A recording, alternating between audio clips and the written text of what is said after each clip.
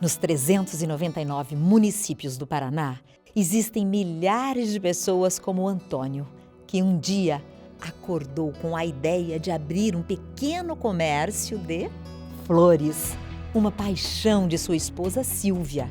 Não demorou para que Antônio e Silvia decidissem somar forças e trabalhar juntos. No Sebrae, encontraram todas as soluções que precisavam para abrir seu pequeno negócio.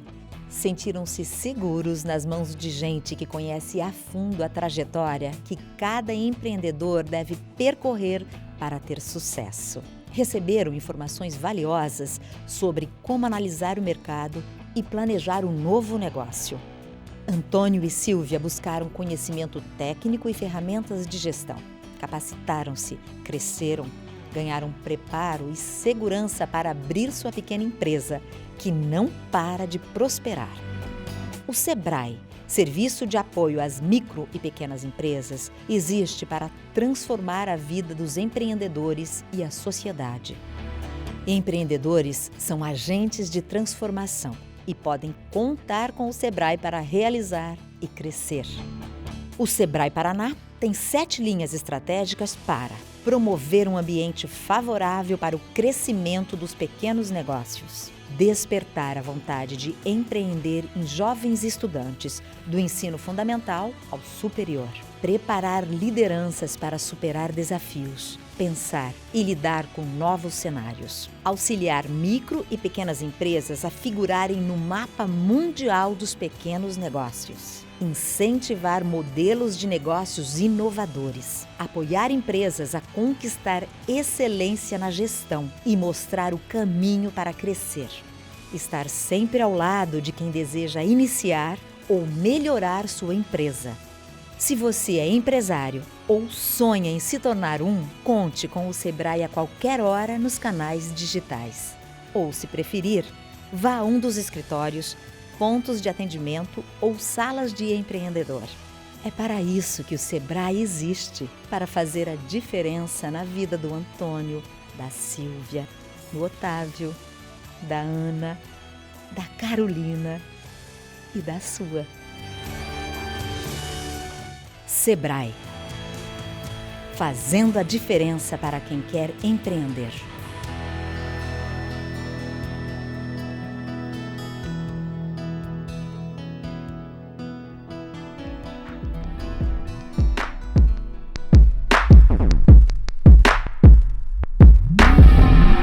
Voltando agora com a nossa programação da Gênios Conecta, teremos um painel sobre afroempreendedorismo. E quem vai participar comigo aqui é o professor Welk Daniel.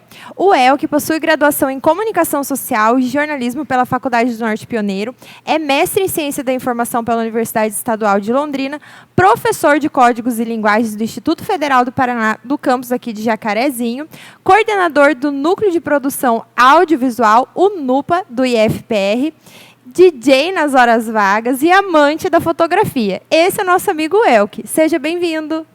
Olá, Renata.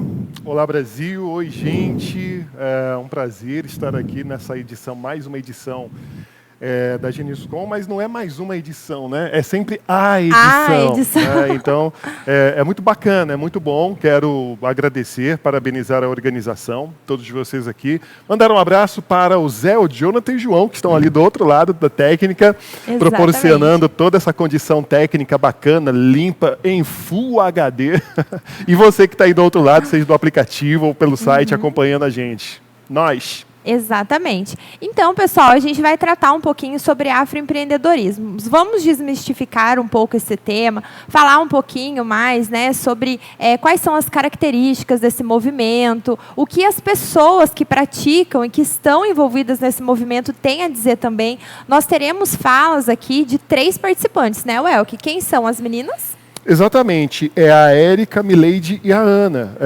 São 3 afroempreendedoras, mas que, na verdade, Renata, elas representam todo um universo de afroempreendedorismo, né? Pelo fato, talvez, de estarmos numa cidade relativamente pequena, comparado aos grandes centros, o afroempreendedorismo ele não é abordado de uma forma tão ampla e tão profunda quanto é abordado ou como poderia ou deveria ser abordado em outras regiões. Então, hoje, a participação aqui com a gente vai ser da Érica, que ela trabalha com a moda, a Mileide também que trabalha com a moda, e representando muito bem Jacarezinho, nós temos a Ana que trabalha com beleza. Então são 3 universos de contextos diferentes, mas que trazem em comum essa questão do afroempreendedorismo e que talvez você aí do outro lado esteja praticando o afroempreendedorismo sem saber da importância do seu empreendimento. Exatamente. A gente sempre comenta isso, né, Welk? Que a gente tem aí uma gourmetização de termos. Muitas vezes nós praticamos, nós fazemos parte de um movimento sem nem saber. A gente escuta afroempreendedorismo, o que é isso? Será que eu pratico? E, gente, muitos de vocês com certeza se enquadram sim nesse movimento. E a gente vai entender um pouquinho mais sobre isso. O Welk vai fazer aqui para a gente uma pincelada sobre o contexto histórico, né, sobre toda a construção desse movimento. E aí, Welk, conta pra gente. Bom, antes de mais nada, eu só queria alertá-los de que eu não sou um especialista da área, né? Não sou assim, um estudioso do afroempreendedorismo, mas por fazer parte do NEABI, do campus do IFPR, do nosso núcleo de estudos afro-brasileiros e indígenas, tudo que está dentro dessa seara de abordagem da afrodescendência me interessa pessoalmente, particularmente e profissionalmente também, até pela minha área de atuação como educador. E o afroempreendedorismo, ele aparece, para mim, numa situação assim quase que de uma forma muito casual.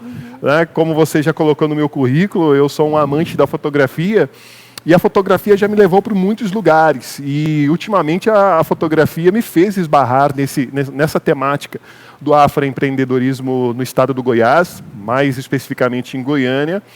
E lá eu conheci algumas pessoas que estavam ali militando na área do afroempreendedorismo, que estão ali atuando na área do afroempreendedorismo, e isso, de uma certa forma, me interessou muito. Até porque, como eu falei, eu conheço algumas pessoas aqui em Jacarezinho que praticam afroempreendedorismo, só que eu nunca levei por esse caminho, já que o empreendedorismo ele é praticamente universal, né, Renata?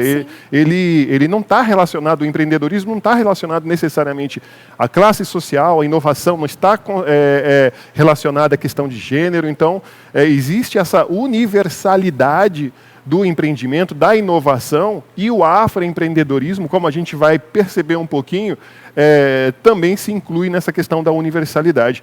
Vale destacar também, gente, que são provocações. E é importante que após o programa, que após essa abordagem, se você tiver mais interesse, vá a fundo. Vocês vão encontrar plataformas espetaculares, pessoas muito legais, compartilhando conhecimento e experiências. E é isso que a gente vai fazer um pouquinho aqui nesse tempo. Legal. Compartilhar algumas experiências, compartilhar algumas informações. Mas eu acho que vale, inicialmente, colocarmos aqui um aspecto muito importante, que é o aspecto do afroempreendedorismo feminino. Porque, como vocês perceberam, e eu já anunciei, nós vamos falar e nós vamos ouvir mulheres. Então, e aí existem alguns fatores que devem ser ponderados e enfatizados. Que nós temos aí mulheres pretas empreendendo.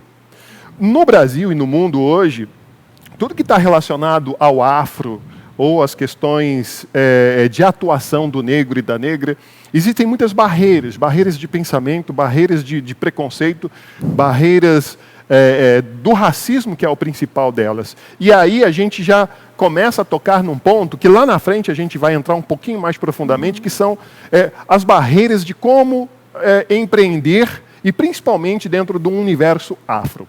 Tá? Então, assim, para que nós possamos entender, e isso não é novidade para ninguém, hoje no Brasil nós temos aí as estatísticas e alguns números nos revelam algumas realidades tristes, algumas realidades que não deveriam acontecer, como, por exemplo, a falta de oportunidade limitada primeiro para a mulher.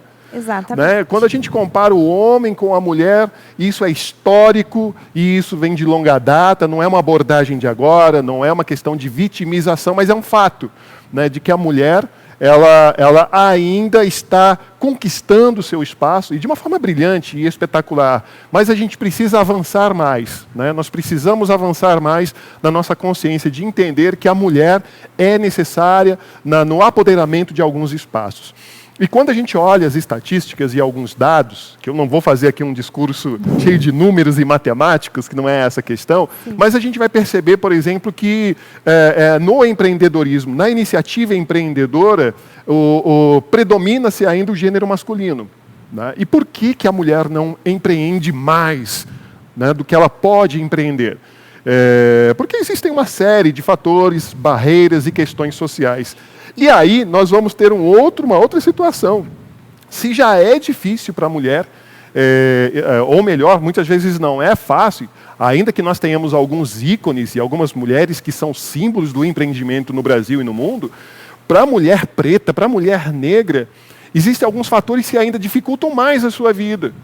E é por isso que temos aqui a necessidade de enfatizarmos e enobrecer e fazer com que o afroempreendedorismo feminino também seja discutido, seja debatido, seja colocado no cenário do empreendedorismo como um todo, né? Eu fiquei surpreso comigo mesmo quando eu estive em Goiânia, e olha que a gente vem militando nessa questão do empreendedorismo lá no Instituto Federal. A Geniuscom não é a primeira e nem a segunda edição, a gente vem fazendo, e antes da própria Geniuscom, a gente já fazia ali as nossas atividades. Nunca eu ouvi falar do afroempreendedorismo, né? Nunca foi abordado, nós nunca discutimos, nós nunca entramos nessa seara desse conhecimento tão bacana. Então, isso mostra, e isso é um indicador e eu não diria de uma ingenuidade, mas possivelmente de não buscar outras alternativas, de não buscar mais conhecimento. Então é importante destacarmos isso, que no Brasil hoje a mulher ela não predomina no universo do empreendedorismo. Ela protagoniza o seu empreendimento, ela está sim ali presente nesse universo, mas ela ainda não está em totais condições de igualdade com o homem quando se trata de ter as mesmas oportunidades, de ter as mesmas condições de empreender. Até porque alguns dados indicam, Renata, que a mulher, quando ela começa a empreender, ela começa a empreender em casa. Sim. Pela necessidade. Para o sustento da família. Para o sustento, exatamente, para a sua subsistência, ou por ser deixada, ou por viver numa condição precária, e ela muitas vezes não encontra outra alternativa a não ser resolver os seus problemas e se virar sozinha. Exatamente. Nesse se virar sozinha, nascem empreendimentos. Sim. Né? Muitas mulheres aí estão se virando brilhantemente sozinhas, sustentando família, gerando renda, gerando dividendos, fazendo sucesso, criando franquias, protagonizando aí a direção de multinacionais, né, de uma forma muito bacana.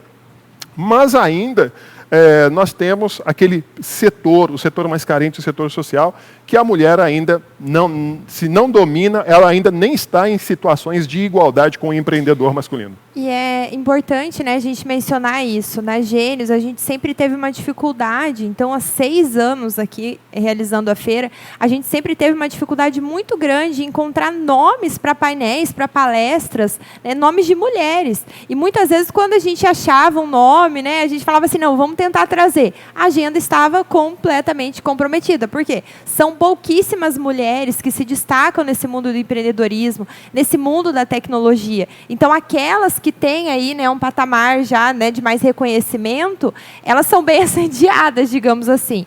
Então, a gente precisa mudar isso, né? A gente precisa mudar essa realidade. E isso que o Elke comentou é mais importante ainda. A mulher negra, né? Se já é difícil para a mulher conseguir um posicionamento, para a mulher negra, então a gente precisa estar sempre estimulando essa rede de apoio, né, Elke? Sempre trazendo mais mulheres mesmo, né, para toda essa área do empreendedorismo e dando apoio para essas mulheres que tanto precisam.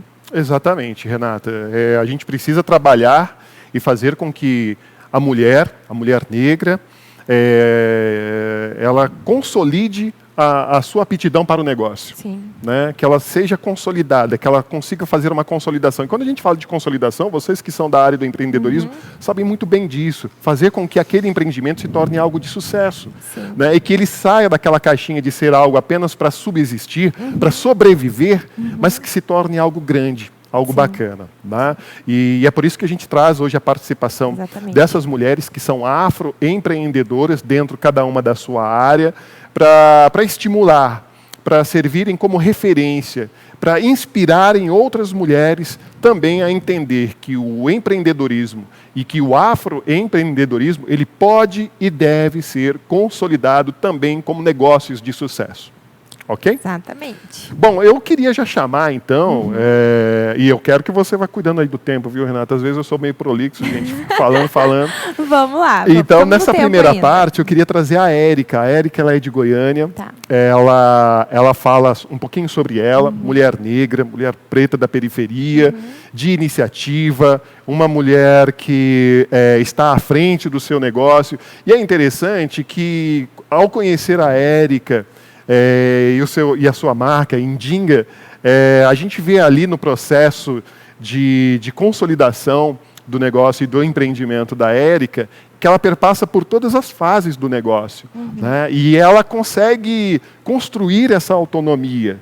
Né? É óbvio que dentro dessa rede de colaboradores, de afroempreendedores, existe a questão de nós estarmos atrelados ao fornecimento de outros negócios, de outros implementos. Mas a gente vai perceber que essas mulheres que hoje nós vamos ouvir aqui, elas estão se consolidando, se não já consolidadas dentro da sua consciência de protagonistas do seu negócio. Então vamos ouvir um pouquinho, é um recorte apenas, cada uma delas tem ali relatos fantásticos que eu gravei em Goiânia, de 1 hora, 1 hora e meia, 2 horas, mas que em breve, aos poucos, a gente vai compartilhando todo esse conhecimento. Então vamos ouvir um pouquinho sobre a Érica. Vamos lá.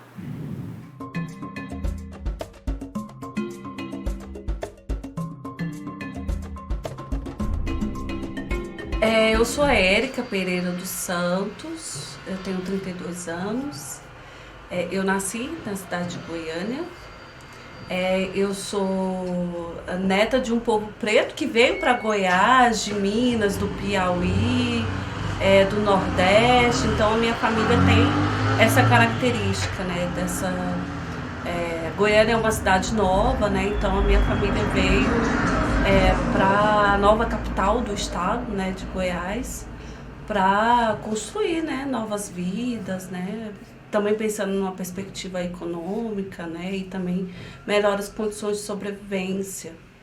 Então eu sou fruto dessa história, né. Meus ancestrais têm essa característica, né, na minha família do empreendedorismo desde sempre. Né, dos meus bisavós, da minha avó, pessoas pretas que sempre tiveram na sua construção de vida esse horizonte, né, de construir uma vida melhor para os seus filhos, de trazer condições que não fosse a repetição do trabalho precarizado, né, do trabalho escravo, né? Sair da roça, porque a vida na roça era muito difícil, e vir para a cidade era essa esperança de que pudesse quebrar esse ciclo, né? Do trabalho precarizado, né? Escravo. Então, a cidade trouxe essa nova perspectiva, né? E também, assim, pensar também que as novas gerações não pudessem trabalhar na infância, né? A minha mãe me fala isso, né? Eu, quando ia para trabalhar na casa dos outros, eu pensava, o dia que eu tiver os meus filhos, eu não quero que eles trabalhem na infância. E eu não trabalhei na infância, né? Eu não precisei entrar para o trabalho doméstico, né? Não precisei estar em condições precarizadas como minha avó, como minha mãe viveram, né? Então, de certa forma, a minha ancestralidade, né, honrou essa questão de ter esse horizonte, né? Porque eu sou a primeira da minha família, sobretudo de mulheres, né? Porque nós somos uma família assim de mulheres. eu fui a primeira a ter acesso à universidade, né? Então isso também é fruto, né, dessa persistência, né, desse sonho, né, dessa vontade de construir realmente, né, um outro cenário, uma outra perspectiva de vida. Olha, a Nijinga, né, que é a marca da minha família, eu e minha mãe, a gente trabalha no cotidiano dessa marca, né, de fazer moda a partir da nossa ancestralidade, pensando na nossa conexão também com a natureza, das relações que nos afetam. Né? Então, o vestir pra gente e produzir moda está relacionado a essas questões. Né? E Nzinga é a rainha de Angola, né? A Nzinga Matamba de Angola, que é referência ao nosso nome, né? Da nossa marca, né? Nzinga. Que foi essa rainha de resistência, de pensar também o quilombo aqui no Brasil, de enfrentar o colonialismo, pensando na liberdade do seu povo. Né? Então, ter essa referência para a gente é também pensar a moda assim, né? Como um processo de liberdade, processo de transgressão. Beleza é existência, é ser. Então, quando a gente veste uma roupa, não é simplesmente o vestir, né? É o vestir para ser belo, para a gente encantar, afetar o outro. Então, o meu empreendimento está ligado com essa visão, né, da gente vestir diversos corpos, a partir também das nossas experiências, a partir da experiência de ser mulher negra, de pensar novas relações, de pensar que nós podemos quebrar com dessa ideia do padrão único, universal, né? A gente pode romper com esse ciclo de ideia, de produção. Né? Então, as nossas roupas também trazem, né, essa linguagem e essa ideia de que a gente pode também vestir novas perspectivas e reforçar e reconhecer, né, o que é a beleza pra gente. Eu sou formada no Instituto Federal de Goiás, lá eu estudei hotelaria, turismo, fiquei por lá durante 5 anos e lá comecei também a aprofundar mais sobre os estudos das ciências sociais, né, sobre a questão de ser negro, né, a questão negra na universidade. E nós fundamos, eu junto com a professora Janira e outras colegas, o coletivo de negros e negras no Instituto Federal. E foram anos, né, de dedicação, de problematização sobre esse tema, e que me deu muitos frutos, né? Inclusive. Muito bom.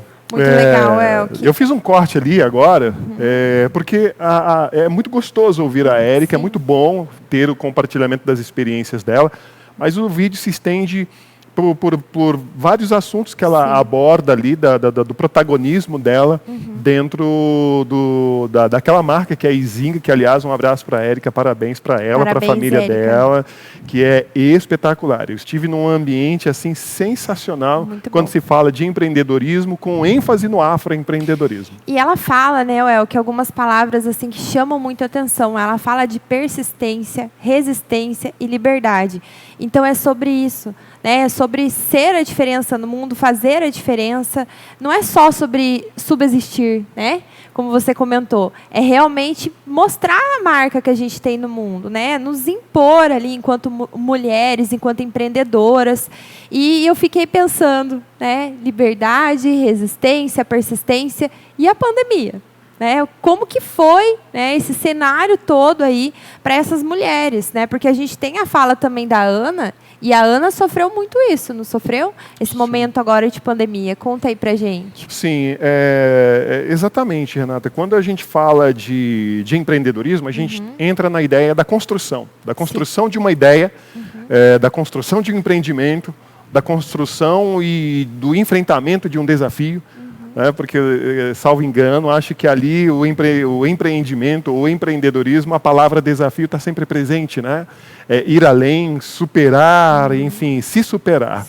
E a Érica, a Mileide, a Ana e tantas outras Éricas e tantas outras Mileides que nós vamos ouvir, meninos e meninas empreendedores e afroempreendedoras pelo Brasil afora e pelo mundo afora, devem ter algo em comum, que é a construção de um futuro, construção de uma existência, ou a reconstrução, né? Reconstruir a sua existência, reconstruir as suas ideias, partindo das suas necessidades, das suas vontades, de ir além e ir à frente. A pandemia, ela nos coloca numa condição de destruição. Sim. Ela vem nos colocar numa condição de destruição. E a palavra destruição aqui que eu coloco é justamente nas nossas condições sociais. Nós vamos completar aí 2 anos, mas o primeiro ano da pandemia, que foi o ano passado, nós congelamos no tempo. Né? São mais de 600 mil mortos pelo Brasil afora, entre esses empreendedores, afroempreendedores, pessoas que construíram, reconstruíram e foram destruídas pela pandemia. Então, nós não podemos aliviar com a pandemia. Nós não podemos ficar procurando palavras para minimizar, como muitos fazem, administrativamente, politicamente, né? A pandemia, ela veio como uma força e um elemento de destruição, não só do empreendedorismo, do empreendedor, do afroempreendedor, mas de uma forma em geral, da humanidade em geral. Exatamente. Né? Então, assim, porém, né, nós não temos o lado ruim e o lado bom da pandemia, como a gente às vezes ouve por aí. Eu só vejo o lado ruim da pandemia. Eu nunca vou conseguir olhar para trás e falar, puxa, mas a pandemia nos ensinou aquilo, o lado bom da pandemia. Não existe o lado bom para o que está acontecendo e com o que aconteceu. Nós temos muitos empreendedores e muitos afroempreendedores que nascem em um determinado período. Existem alguns estudiosos do empreendedorismo que dizem que alguns grandes empreendimentos nasceram da dificuldade.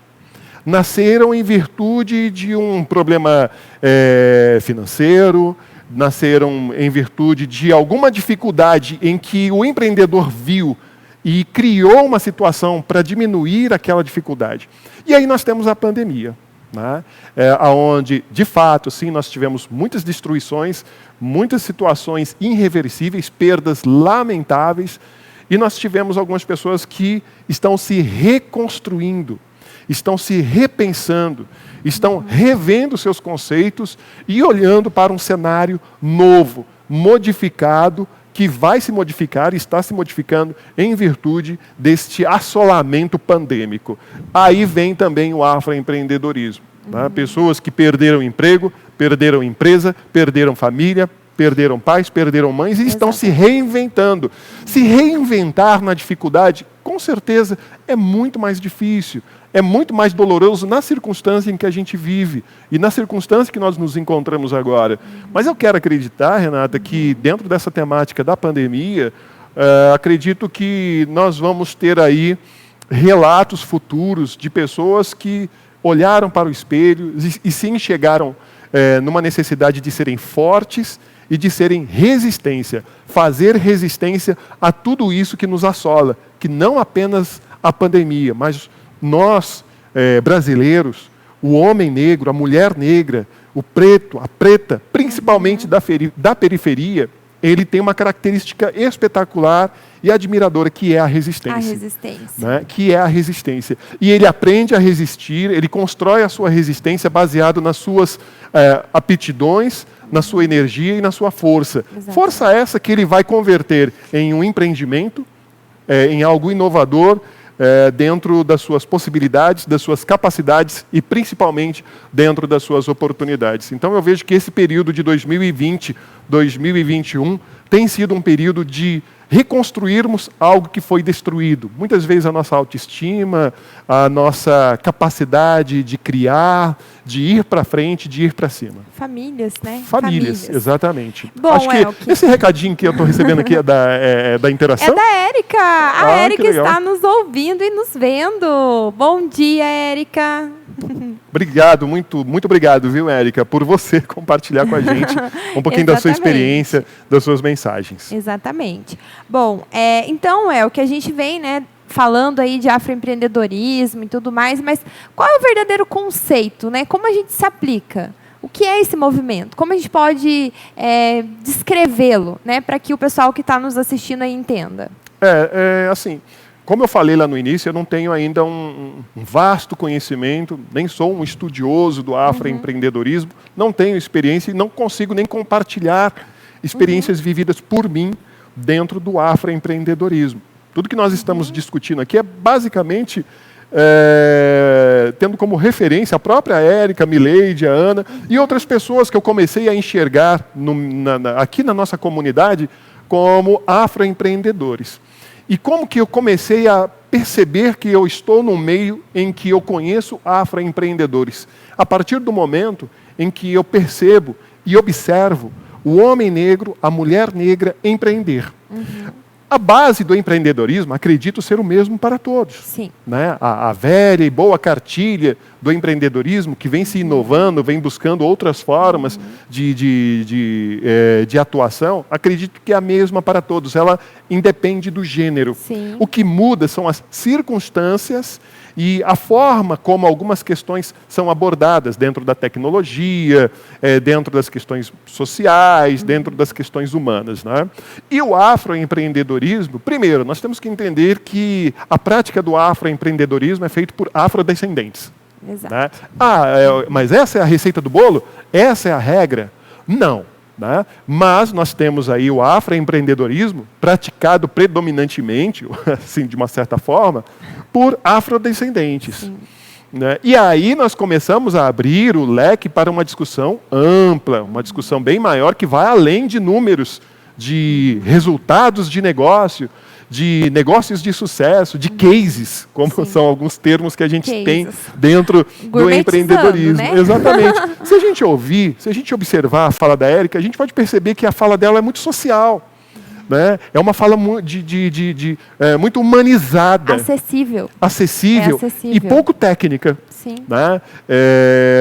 Eu não quero aqui fazer nenhuma crítica ao Sebrae ou qualquer outros consultores, mas muitas vezes a gente se depara com a construção de conceitos muito técnicos. Mas esses conceitos envolvem humanos, envolvem pessoas, envolvem realidades, envolvem conhecimentos. E o afroempreendedorismo é quando o homem negro, a mulher negra, ele empreende, ele firma os seus pés no chão e por meio do seu negócio, ele resiste a essa situação hoje que nós temos, não só no Brasil e no mundo, de empreender. Até ontem eu estava revendo algumas questões e encontrei em um artigo, se eu não me engano, da USP, de um professor colocando que não está fácil sobreviver. Né? Não é fácil sobreviver. E acredito que a própria Mileide também vai falar isso ali na frente.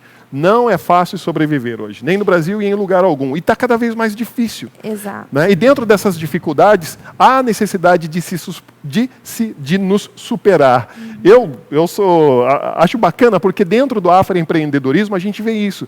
Histórias de superação, sabe, Renata? Pessoas que vão além. Exatamente. E a gente estava também conversando, né, Welk, anteriormente sobre esse tema, construindo esse painel. E uma coisa que me chama muita atenção, né, tá difícil para todo mundo. Né? Então, uma coisa que a gente vê muito na fala das meninas é a colaboração. Né? É a rede de apoios, é você ter pessoas que podem também te impulsionar, também te levar para cima. Né? Eu estou indo, mas eu não vou sozinha, a gente vai juntos. Então, isso é uma fala que também foi assim, muito significativa, que eu ouvi das meninas. Né? Muito bom. Pessoal, a minha mãe está nos ouvindo aí. Que chique. Oi, mames! Beijo, mames. Muito legal. Mas, assim, de uma certa forma bem resumida, viu, Renata, o afroempreendedorismo é isso. São homens negros, são mulheres negras, pretos e pretos, Legal. da periferia ou fora dela, empreendendo, criando negócios, criando oportunidades, fomentando, colaborando, compartilhando o seu negócio, o seu empreendimento e o seu conhecimento ali dentro. É por isso que quando eu volto para Jacarezinho, eu observo alguém da culinária atuando, e aí eu não posso deixar de citar, né, a TT, aqui de Jacarezinho, Sim. que trabalha com os bolinhos de feijoada, que eu não consegui trazer ela para a nossa roda de conversa, mas acredito que nós vamos ter outras oportunidades de abordar o afroempreendedorismo, trazendo também a TT. E o afroempreendedorismo, ele não trata apenas de negócios relacionados à afrodescendência. Né? Nós temos aqui profissionais negros que atuam, por exemplo, na pintura de fachadas de loja. Né? Nós temos profissionais negros que têm um bazar, que tem uma lanchonete, que é mototáxi, que tem a sua subsistência e que tem os seus empreendimentos também, né? Nas suas devidas escalas. É óbvio que quando a gente enxerga para o universo do negócio hoje no Brasil, nós vamos ver um número muito pequeno de afroempreendedores de grande sucesso. Nós vamos encontrar muita literatura, muitos livros, filmes, documentários de afroempreendedores, homens e mulheres negras de sucesso, né, no cenário local, no cenário nacional e no cenário mundial. Sim. Mas ainda são uma parcela pequena, não predominam, né? E você comentou de Jacarezinho, né? Então, aqui a gente tem o vídeo da Ana, né? Temos o vídeo da Ana. Vamos Eu acho ouvir que a Ana? Vamos inverter. Eu vou pedir para o Zé colocar a Ana, que é o número 4. Zé. A Ana ela seria a última, porém não menos importante, mas só para contextualizar essa nossa abordagem de agora, vamos antecipar a fala da Ana, que ela é do ramo da moda, foi nossa aluna lá no Instituto Federal, uma figura muito simpática que atua na área da moda, e ela fala um pouquinho para a gente. Exatamente.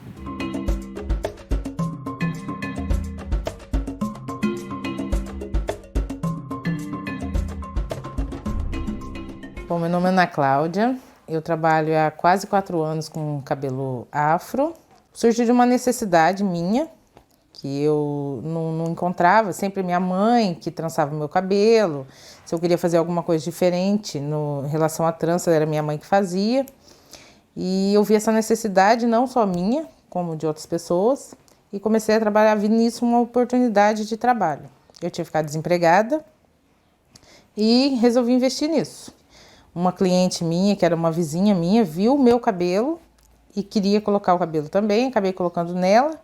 E ela era bem conhecida na cidade. Quando ela saía, as pessoas perguntavam do cabelo dela, ela acabava dando meu telefone e assim foi passando de boca a boca. Aí comecei a postar bastante coisa na internet, que cabelo orgânico não era conhecido 4 anos atrás aqui na cidade. Eu mesmo nunca tinha visto falar.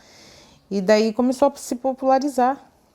Questão dos cabelos orgânicos, das tranças, que não tinha muito, era mais aqueles miojinhos que se usava aqui na cidade.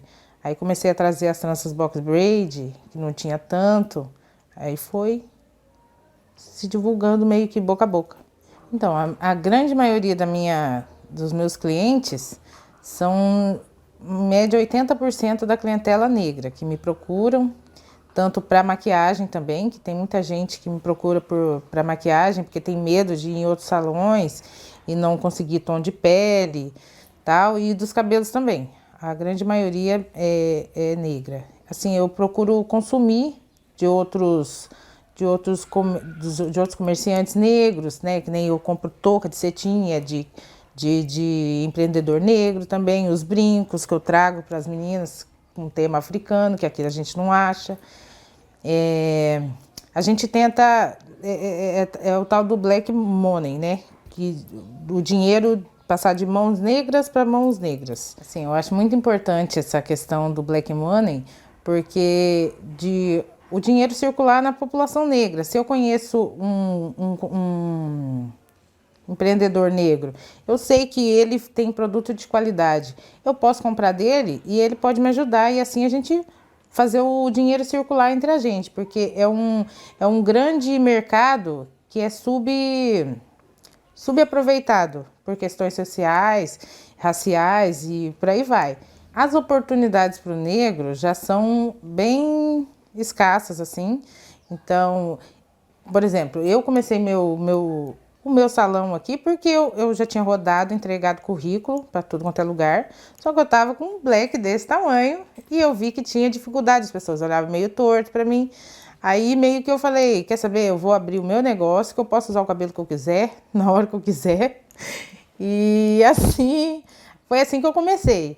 Então eu sei que tem o racismo estrutural, tem, as pessoas dizem que não, mas a gente vê claro que tem o racismo. Então, a gente, um ajudar o outro, é querer crescer, fazer crescer. A gente não quer ficar rico, né? A gente não vai ficar rico com o empreendimento, mas a gente quer viver bem, ter as oportunidades, um ajudando o outro, a gente vai conseguir mais oportunidades no nosso ramo, da beleza, da moda negra. Eu sinto falta aqui da moda negra na cidade. Tenho vontade de usar uns vestidos coloridos, não acho.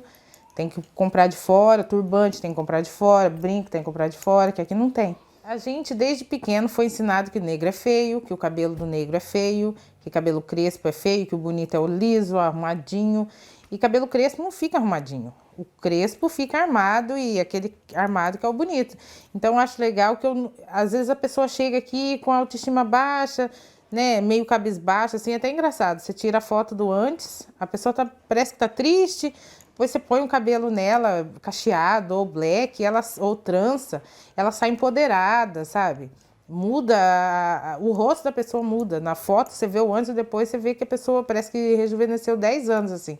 Parece que ela aprende a voltar à ancestralidade, descobrir que ela é bonita, que o cabelo é bonito, que trança é bonito, que não é feio ser negro. O afroempreendedor, ele tem que sonhar. Se ele cozinha bem, tenta, vai. A gente não veio no mundo só para servir.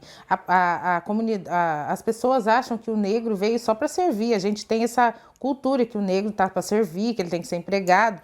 Mas não, ele pode ser empreendedor. Se ele sabe cozinhar, fazer uma comida, bolo, costura, fazer brinco, né? É vasto o campo que a gente pode explorar. Se você tem uma habilidade, explore ela.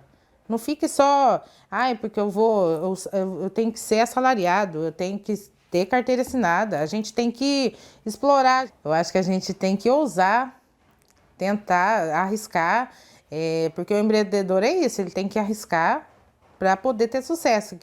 Quem não arrisca nunca vai conseguir nada, vai continuar servindo o resto da vida. E a gente tem potencial para isso e tem que tentar, sim.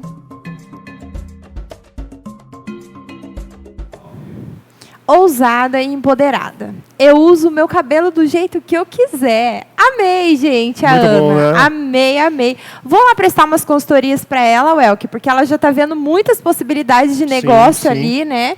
Então, vamos lá conversar com ela. Mas e aí, comenta um pouquinho sobre isso. Ela falou sobre Black Money.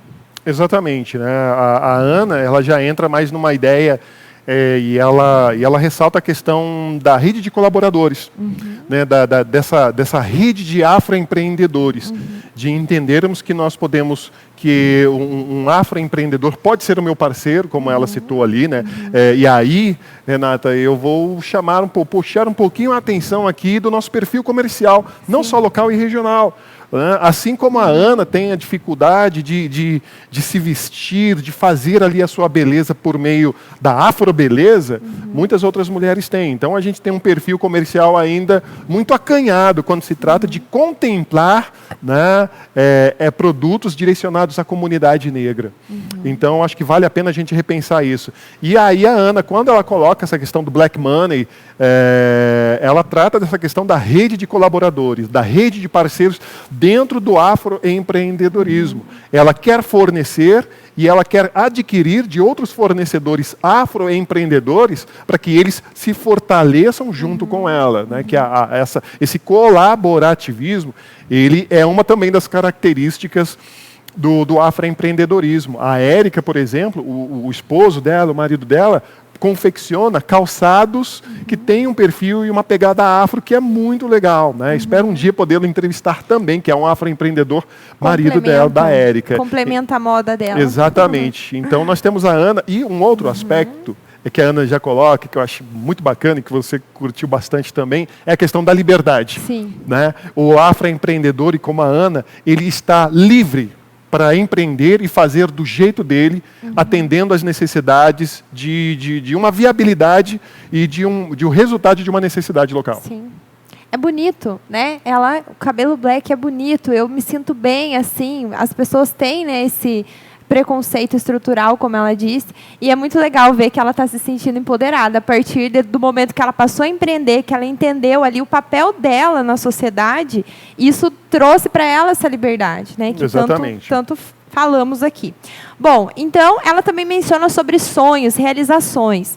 Né? Então, a gente sabe que dentro do empreendedorismo existem muitas características, né, de pessoas empreendedoras. E o sonhar, o realizar, isso é empreender. Né? O empreendedor nada mais é do que um realizador. Hoje a gente fala, empreendedor, mas antigamente era trabalhar por conta. O que seu pai faz? Ele trabalha por conta. É um empreendedor. Né? Ele não é ali colaborador de nenhuma empresa, ele não é funcionário, ele não tem carteira assinada, trabalha muito mais do que quem tem, né? Diga-se de passagem, eu tenho certeza que as meninas que estão aí nos ouvindo, a Érica, a Ana, né, elas trabalham muito mais. Então, é quando as portas fecham, entra em ação aí todas as características, habilidades, né, tudo que elas podem oferecer aí para os clientes, né, para continuar oferecendo esses produtos maravilhosos, né, esse trabalho maravilhoso que elas fazem. Mas e aí, Welk, me conte sobre a Mileide. A Mileide, né, ela é da Novelo. A Mileide é uma outra afroempreendedora também de Goiânia. E ela está ali naquela rede, junto com a Érica, junto com o marido da Érica, junto com outros afroempreendedores que eu conheci em Goiânia, que eu espero um dia voltar.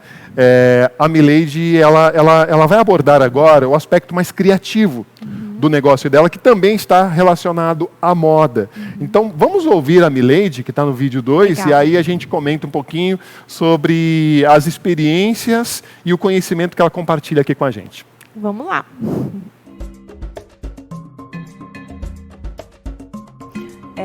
Eu sou Mileide Lopes, tenho uma marca chamada Novelo Moda.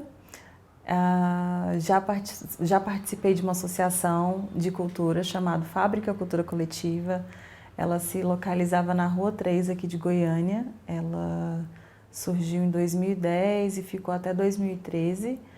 Depois a gente se desvinculou, cada coletivo que permanecia dentro desse espaço cultural foi para o seu canto, né? Foi expandir, foi uma grande casa assim, para a gente se desenvolver.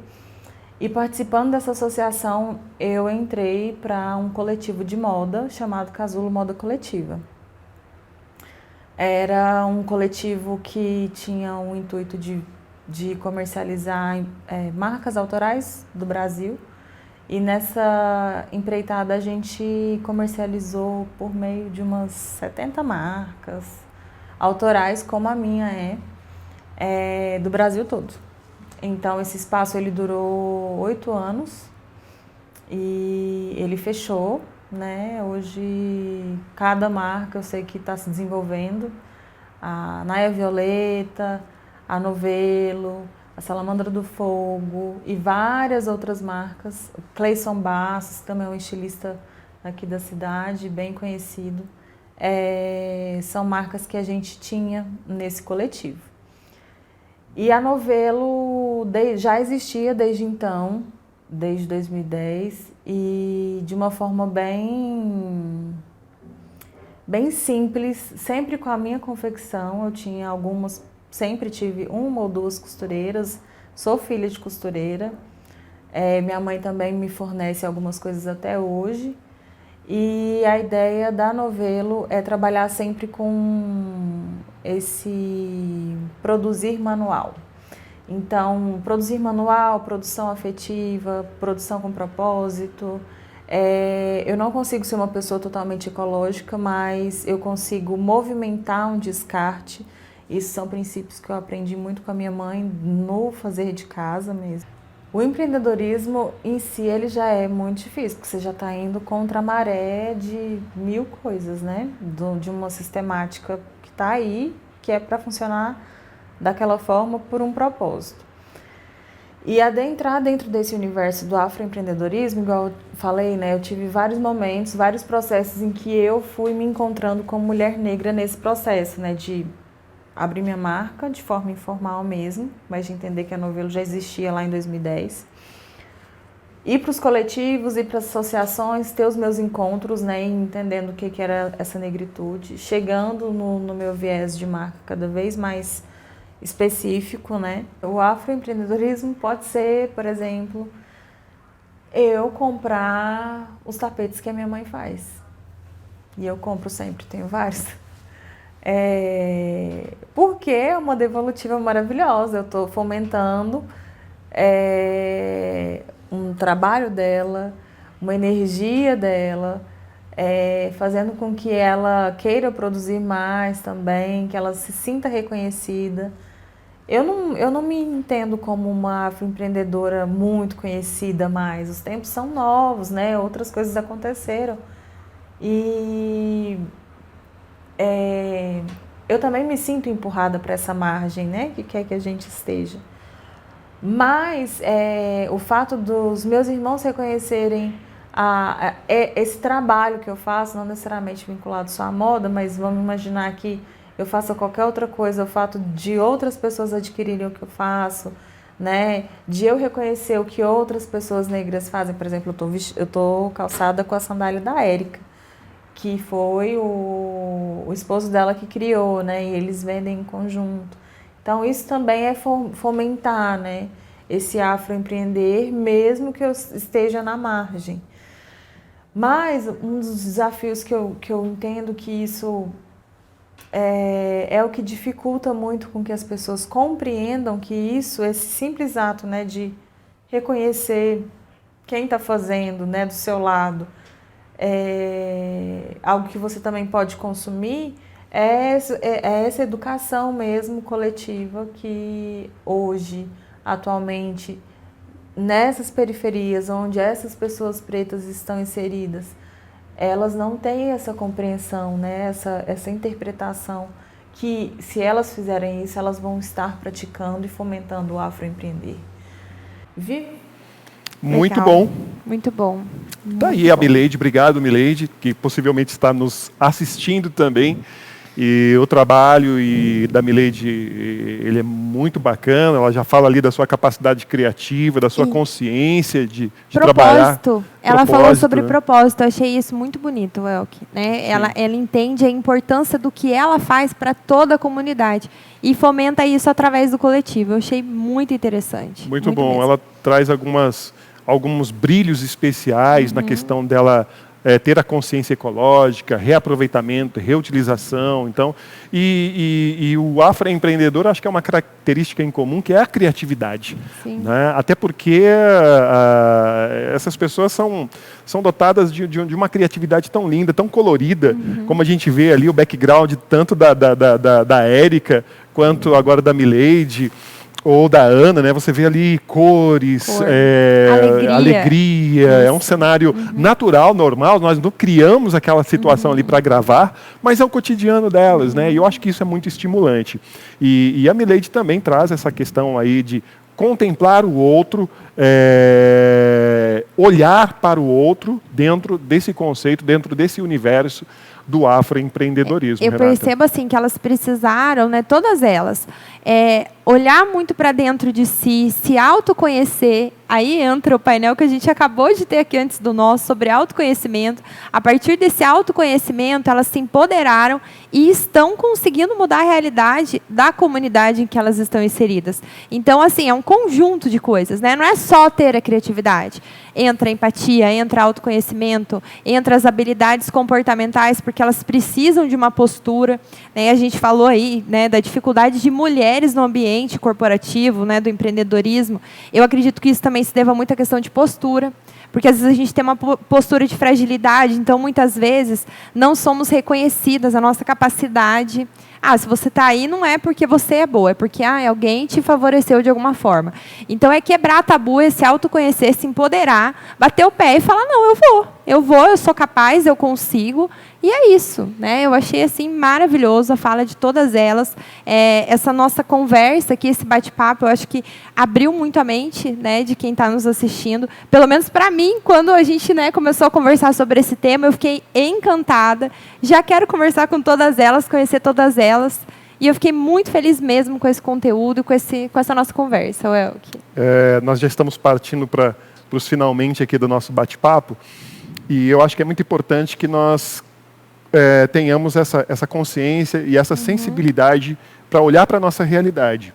Eu estou falando, nós ouvimos aqui algumas mulheres de uma cidade metropolitana, mas ouvimos também a Ana, de uma cidade de pouco mais de 40 mil habitantes, e nós temos várias Anas, né, aqui em Jacarezinho, muitos meninos e meninas afroempreendedores. Nós não vamos encontrar no portão da casa de alguém um selo ou uma placa, aqui tem um afroempreendedor. Isso requer sensibilidade, isso requer consciência. E muitas vezes, Renata, isso começa em um ambiente escolar, né? Assim como nós temos o NEABI, no Instituto Federal, que fomenta as discussões, o conhecimento e as pesquisas em torno dos assuntos afro, nós temos que ter também isso no ensino fundamental, no ensino médio, em todas as esferas da sociedade, para entendermos, reconhecermos, observarmos e nos utilizarmos dessa rede de colaboradores e afroempreendedores. Porque, como você falou, né, eu estou se virando aqui com o meu negócio, eu faço isso, eu faço aquilo,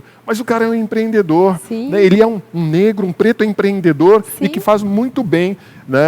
A gente estava conversando aqui na construção do roteiro e você falou da questão das competências e das habilidades. Né, que isso não está relacionado necessariamente a homem, a mulher, a pessoa branca, a pessoa preta e tal. Mas a gente percebe que é uma característica muito bacana do afroempreendedorismo, essa capacidade de ser competente, essa capacidade de ser criativo dentro do seu conhecimento. Então, que nós tenhamos essa consciência, que nós possamos também quebrar algumas barreiras. Em conversas informais com esses empreendedores, existe uma dificuldade muito grande em acessar crédito, em acessar linhas de crédito. Então, há necessidade de tentarmos sensibilizar e quebrar algumas barreiras que a gente sabe que são barreiras duras do capitalismo, que são barreiras duras do negócio pelo negócio, né? O lucro pelo lucro. Então, nós temos hoje condições e precisamos provocar mais momentos como esse, envolvendo outras redes de negócios,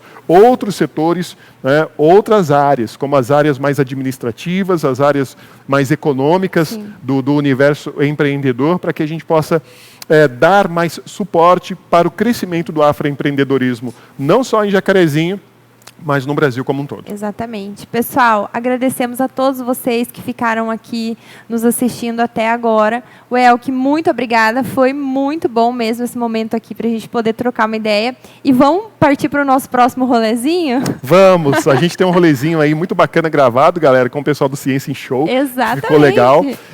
Eu quero aqui externar aqui um carinho, um agradecimento a toda a classe docente hoje, né, comemorando. Então, a você, professor, a você, educador, educadores, educadoras, enfim, o meu carinho, o meu abraço. E assim, só colocar, Renata, que você só encontra bons professores, você só tem hoje uma classe de professores porque você tem estudantes. É uma matemática muito simples. E aqui fica o meu carinho, meu abraço a todos os estudantes, em especial ao nosso querido Luiz Paulo, que nos deixa hoje, que ele esteja bem no reino dos céus, enfim. E eu particularmente dedico o meu professorado, a minha profissão de professor, a esse menino que passou pela minha sala de aula e pela sala de aula de muitos professores e que eu espero que ele esteja bem e iluminado hoje. O nosso carinho, os nossos sentimentos à família do jovem, feliz e brilhante Luiz Paulo. Luiz Paulo, é isso aí. Pessoal, agradecemos então mais uma vez e a gente retorna às 14 horas. Até logo.